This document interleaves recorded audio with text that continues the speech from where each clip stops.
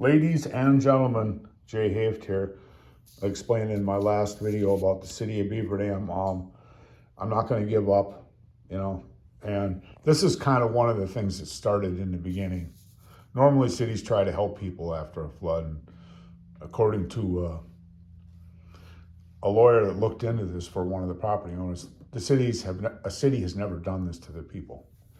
Okay, this is an email here. It's from James Condon to Rob Davis, Gary Hendricks, Seidel, Ken Johnson, and it's the Beaver Dam Wi development.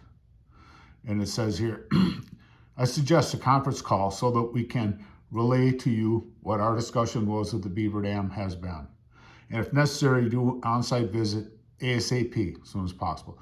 The reason for the urgency is because the developers have to submit grant applications and their timeline is tight to be able to do what they have to do. As Rob said, the city sees this as an anchor to allow them to be able to accomplish the other work necessary to remove buildings from the floodplain and those over the river. They indicated to enter into an MOU, which is a memorandum of understanding, agreeing to a step-by-step process to accomplish the floodplain restoration. There is also urgency here because of the serious threats of one of the buildings over the river falling and collapsing into the river. SCR has agreed to work with the city on these issues. The city feels strongly that the WICO building is the first necessary step to be able to move ahead. And then we got down here, we got Davis again, Hendricks, Condon. It says, City of Beaver Dam would like to redevelop the old WICO building, which is downstream of the dam on the right side. The building is not in the current 100-year floodplain. It is, however, in the hydraulic shadow of the dam failure. It actually was in the floodplain, and actually it was in the floodway, okay, because of the elevation. We told them you need to fill the lowest level to the FPE. They are working with developers interested in the building, but they want to use the lower level for parking, which they did. They are interested in using the money from selling this building to start moving the buildings over the river and willing to enter into a memorandum of understanding saying that the development of the WICO buildings over the river would be moved concurrently. My question is, how can they use this lowest level for parking in any sort of floodproofing necessary? So that's this project can get going.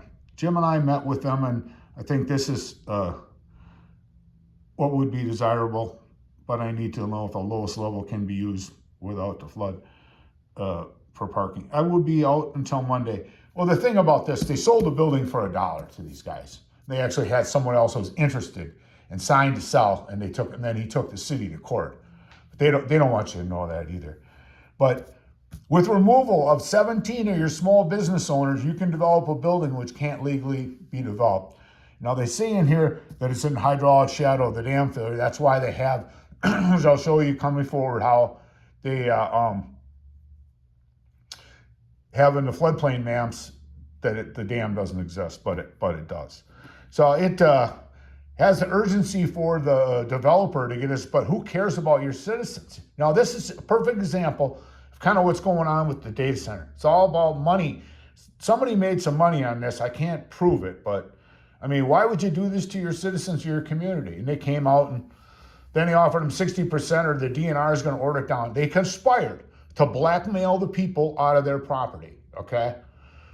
I can't believe all this stuff is legal here in Dodge County, and I can't get anybody to prosecute these criminals involved with this. But this is just, like I said, I don't want to make too many long videos. I just want to focus in on this one here. It takes some real low lights to come out with this. And it wasn't your average alderman. I believe they said that Trent Campbell was the one that the DNR dealt with. But we'll see how it unfolds, folks. There's going to be one honest person, one honest law enforcement agency. I've reached out to so many who's going to come in and actually do something about this because, like I explained, there's no statute of limitations on the grant fraud. Thank you.